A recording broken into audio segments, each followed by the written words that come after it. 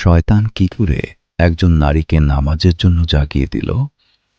ঘটনাটি শুনলে আপনার অন্তর কেঁপে উঠবে।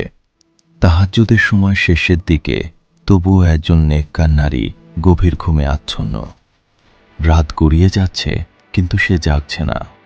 হঠাৎ সে অনুভব করল কেউ যেন তাকে ঝাঁকাচ্ছে।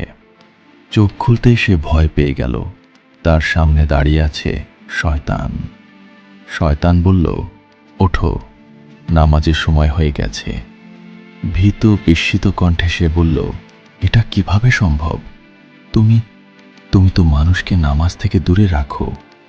শয়তান রেগে গিয়ে বলল, গত রাতে তুমি তাহাজ্জুদ পড়তে পারোনি, কিন্তু তখন তুমি আল্লাহর সামনে এমনভাবে কেঁদেছিলে, তোমার সেই কান্না ও তওবা বহু বছরের ইবাদতের থেকেও আল্লাহর কাছে বেশি প্রিয় হয়ে গিয়েছিল।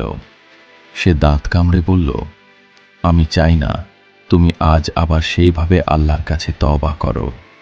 এই কারণেই আজ ঘুম পাড়ানোর বদলে আমি নিজেই এসে তোমাকে জাগালাম। ভিডিওটি ভালো লাগলে চ্যানেলটি সাবস্ক্রাইব করুন।